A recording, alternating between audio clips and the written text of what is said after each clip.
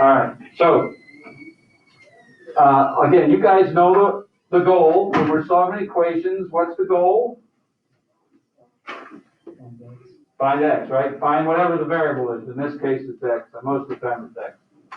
So, first step, Cody, on this one on the left would be what?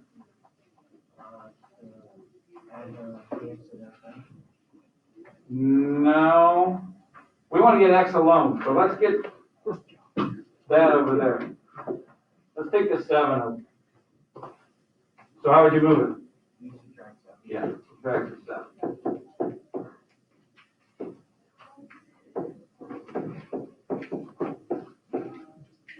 Then how do we move the 3? Divide by 3, right? And again, you guys know, be fair, what you do to one side, do the other, and all that stuff, right? So you might have a few really simple ones like that. Probably a little bit more work than that, probably. But you guys know how to do these. Now, let's throw some fractions at you, okay? How many of you like fractions? That's what I figured, nobody, right? So, what I usually do when I see a fraction in an equation is I try to get rid of the fractions first. So I think to myself, what's the common denominator? If there's only one denominator, it's what? 4, right? Okay. You guys all realize it's 4, right? So what I do is I multiply the whole equation by the common denominator. That way you'll get rid of the fractions.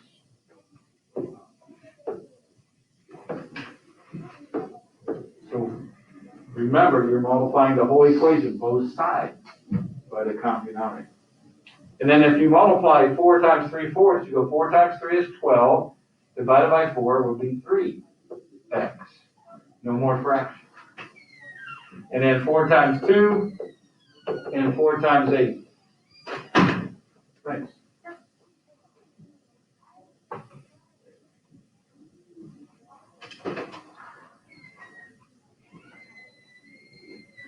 You're wondering why now.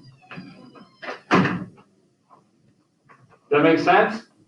Now you don't have to do that. If you want to subtract 2 and then just get rid of the 3/4, that's okay also. I'll show you the other way also. But this way you get rid of the fractions and then you just do what we did on the first part. Get the variable alone. What's that? 24?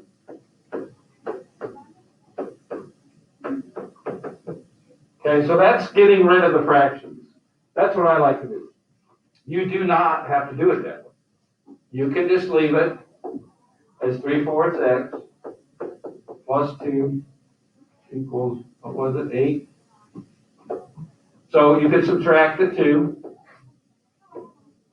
and get 3/4 x equals 6. Now here's what I like to do if you go this route. You know, the next step is divide, right? But what's easier than, there's something easier than dividing by 3/4. What's easier? Multiply by 4/3. So that's what I do then. If I just have a fraction in front of my variable, to get my variable alone, I would multiply by the reciprocal. And you still get 8. Because those cancel, right?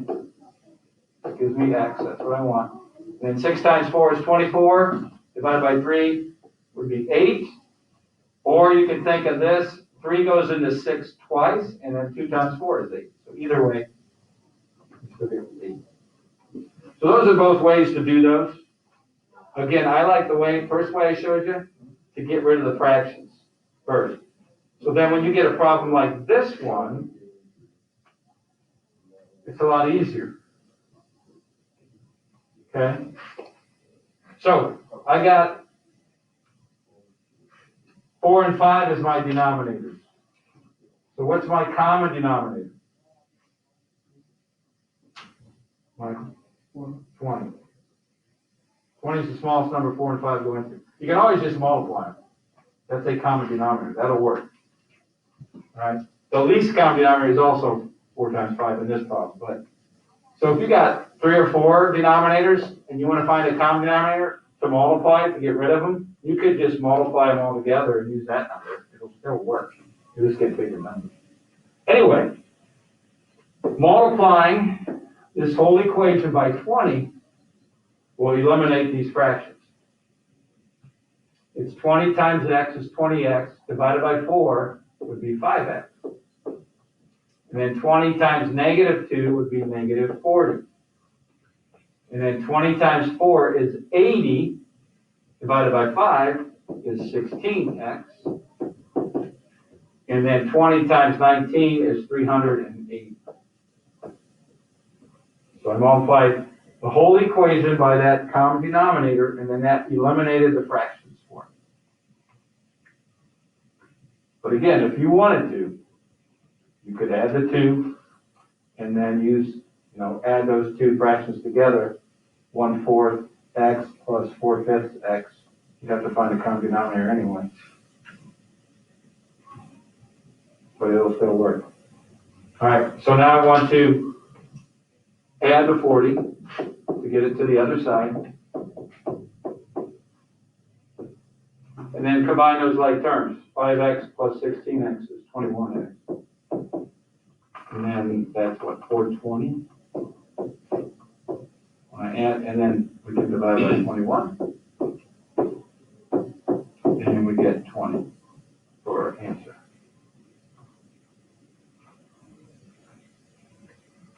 And if you plug it in to the original problem at 20, you'll see that it works. Okay, so, oh, that's a fire drill.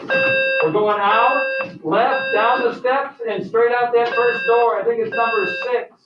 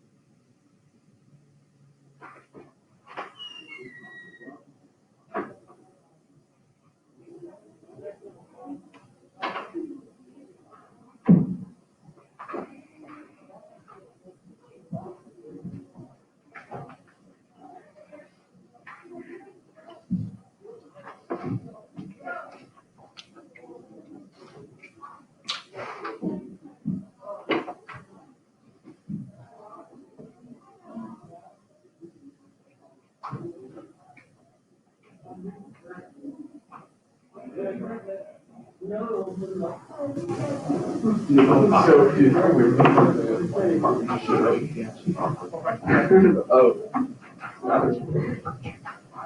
presidents are just. Washington more like they made it past the second round. I don't know why you didn't. But Washington. Right, and warm, beautiful day. All right, any questions on the fraction stuff? Pretty simple, right? I want to be scared to be like talking loud or talking loud. Contradiction. All right, the equation has no solutions. The ones we've done so far, they got solutions, right? Those are this type, conditional, an equation that is true for some values of the variable but not true for others. There's really only one answer for those ones we've gone over so far. And then an identity, an equation that is true for all values of the variable. So I can put anything in and it would work. That's called an identity. So, see what happens for those. Okay, if I get x by itself here, I want to bring this x on the right over here. If you got them on both sides, you got to get them together on one side, right? What happens on both sides with the x's? They cancel, they're gone, no more. True or false statement? False. That's one of those contradictions.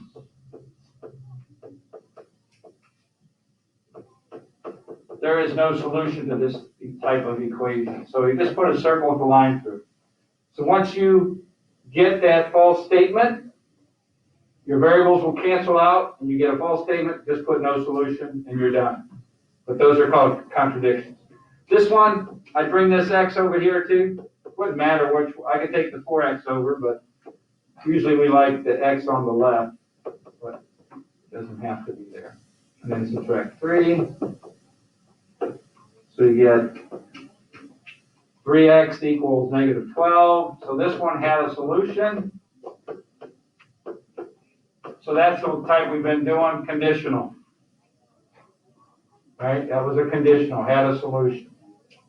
This one, if I distribute, let's see what happens. We get 15x minus 10 minus 7x plus. Negative times a negative is positive. This side we can't do anything to. Then we got like terms here. Like terms. What do you notice on each side here? They're the same. So once you realize they're exactly the same, that's one of those identities. They're called, because they're identical, right? Anything I put in for x is going to work because both sides are equal to each other already when you start, okay? So usually for an identity, I put all real numbers. Again,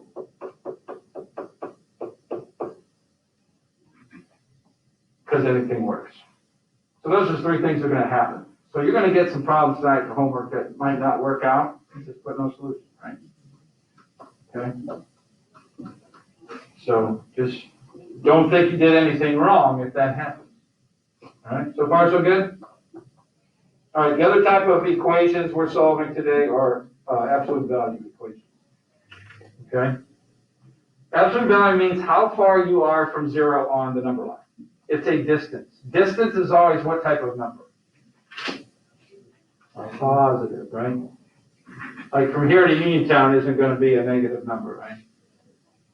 Or from here to Hardville, it's because I'm going, east. It's a negative distance. No, they're all positive distances, right? So if I take the number 3 over here, and negative 3, they're still both 3 units from 0, the middle, right? So when we have an absolute value equation, there's 2 problems, not just one. Okay? So just remember that. The first thing you want to make sure of, that it looks like this. The absolute value part's on the left, and everything else is on the right. Okay? Sometimes you'll have numbers added, subtracted, multiplied, divided to this. Well, you want to take those numbers over there first before you write your 2 problems. Okay? So this one's already got the absolute value part alone. Everything else is on the right. So here's my 2 problems. The original that you see, nothing changes.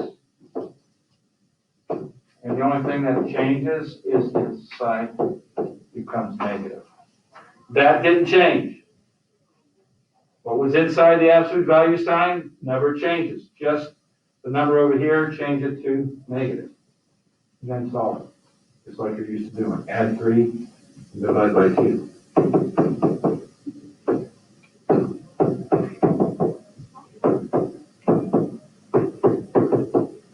So when I put 4 in there, I'll get 5. Here when I add 3 and divide by 2, I'll get negative 1. That also works. Okay?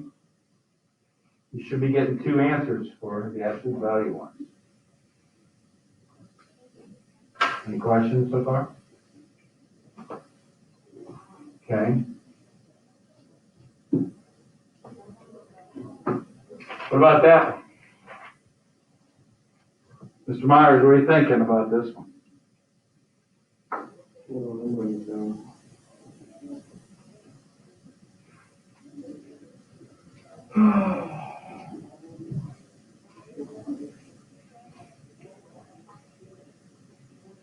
Check 5.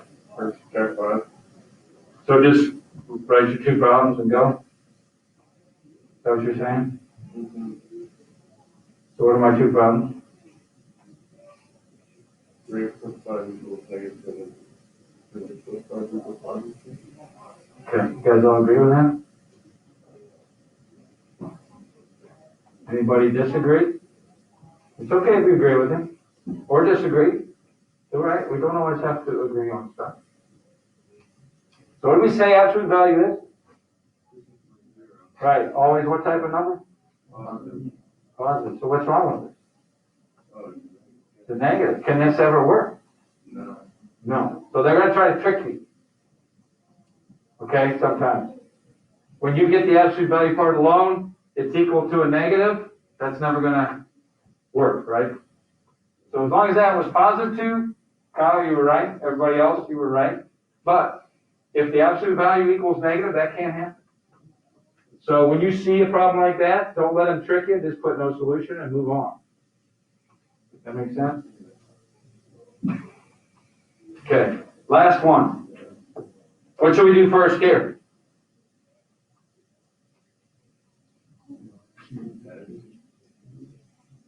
Don't distribute. Add the 16 and do what with the 3? Divide it. Remember, before you write your 2 problems, you need to have it looking absolute value equal to something. Okay? Get the absolute value part all by itself. If there's any other numbers outside, they got to be on the other side. So we have to move this 16 and the 3. So we're going to add the 16.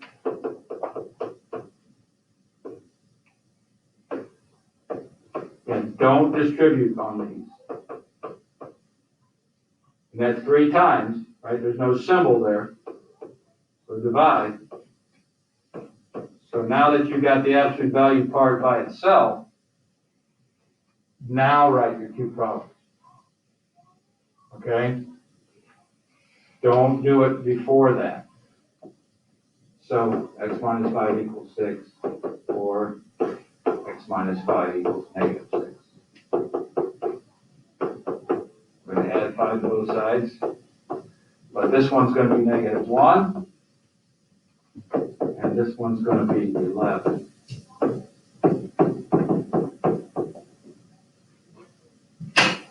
Okay? So you're going to have some fraction. You're going to have to do some distributing and simplifying and moving variables from one side to the other and then solving. If you don't get a whole number, it's okay. You'll probably get decimals and fractions. Nothing wrong with that. Okay? Absolute value ones, make sure you got it by itself, equal a positive number, and then write your 2 problems. Okay? Any questions? All right, that's it for today. Nice, easy day. You got time? I got 20 minutes or 25 minutes. What time we get out of here? 32, yeah. So about a little over 20 minutes. You could maybe Get done with all of it.